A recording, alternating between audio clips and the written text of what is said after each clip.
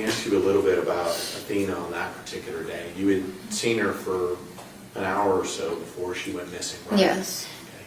Notice how the witness immediately confirms no injuries or bruises. This sets a stage for understanding the condition of Athena before she went missing. From a legal standpoint, this helps rule out immediate physical abuse prior to the disappearance, which would be crucial in establishing timelines or suspect behavior. At any point in time, did she have any injuries on her whatsoever? No. Okay. Did she have any bruises on her face? No. Did she have any bruises you were aware of on her body? No. Did she have any unusual markings, scratches, or anything else on her body? No. So the last time you saw her, would that be what she looked like in the picture we showed you earlier? Yes.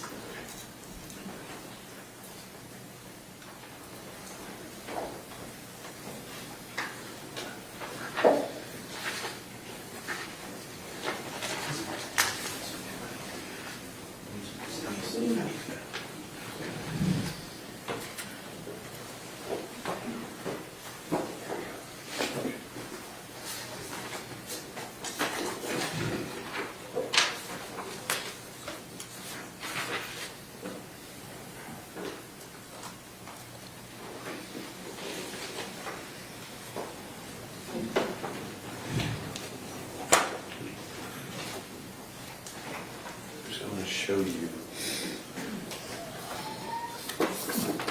State's Exhibit 12. You recognize the child in that picture? Yes. Okay. And who is that child in that picture? That's Athena.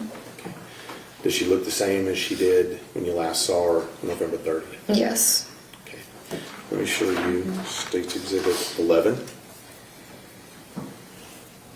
Do you recognize, let me ask you first, do you recognize the background and the location where that's taken? Yes.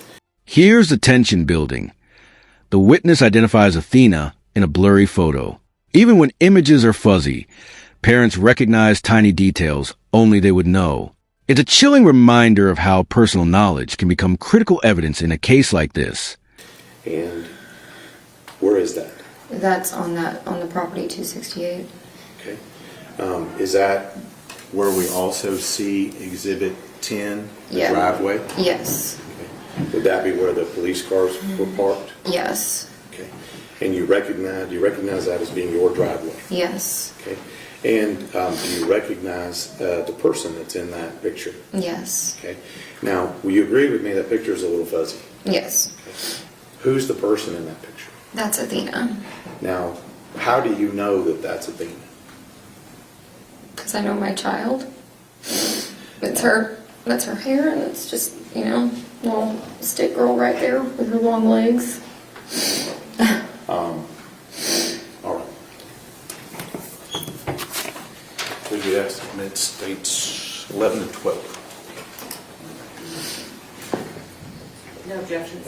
State's Exhibits 11 and 12 are admitted. Can I see 11? Yes.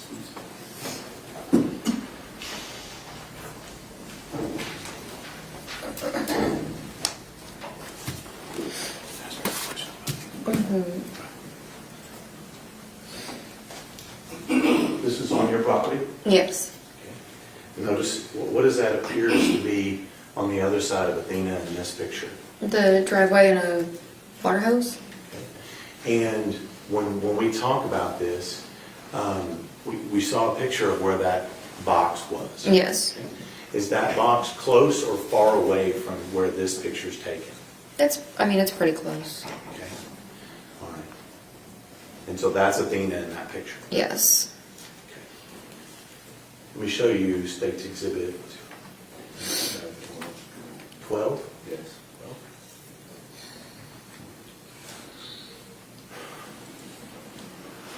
This is what you testified before. That's Athena in that picture. Yes. Do you recognize what pants she's wearing?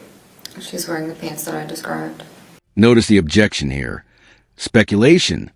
In court, witnesses can't guess about motives or intentions. They can only testify to what they actually know.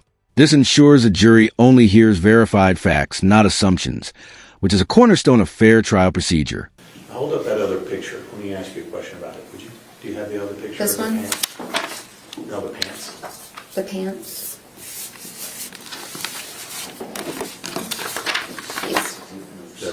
State's Exhibit number 6.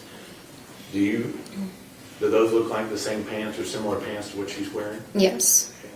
And here's the heartbreak moment. Learning that Athena is deceased. The raw emotional reaction is immediate.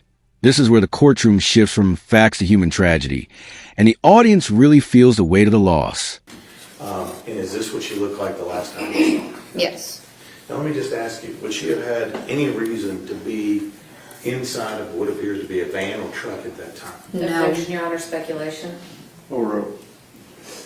Would she have had any reason to be in a truck with that individual that's depicted in that picture? No. Okay. Did you give her permission to be in that truck? No. Did you give her permission to be taking a ride with that individual in that picture? No.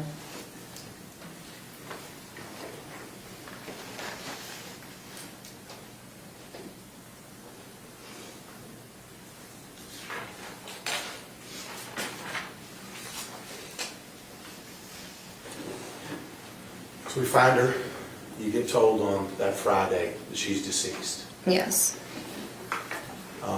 What's your reaction when you find out that? This section shows the ripple effect of tragedy like this. It's not just a missing child, but the entire family impacted. Marriages strained, siblings traumatized. Pause and consider. How do you think a family even begins to cope with this level of loss? Drop your thoughts below. It's a tough question, but it helps us process the human side of these cases. Athena's no longer with us. I lost it.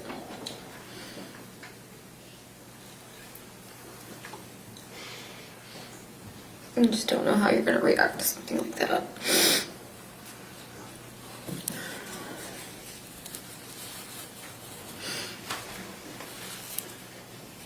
Since that time,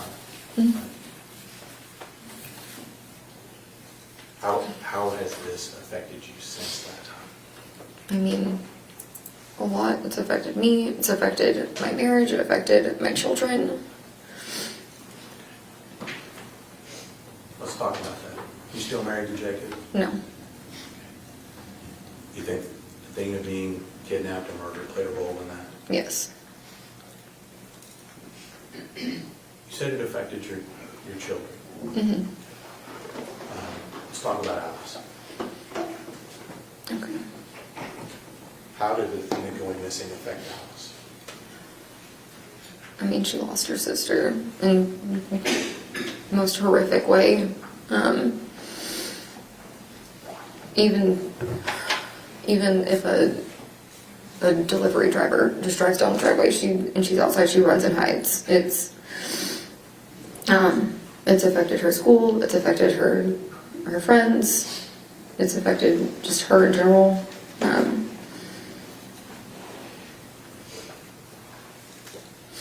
She has nightmares. About her sister. Yes. How old's Alice now? And she's 14. It's still affecting her. Yes.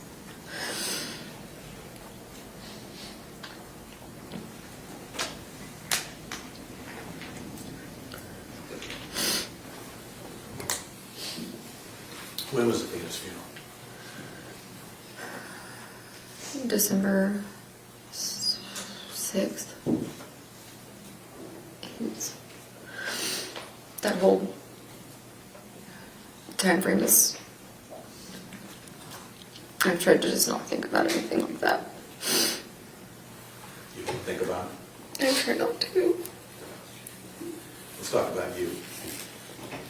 How's this affected you as a person?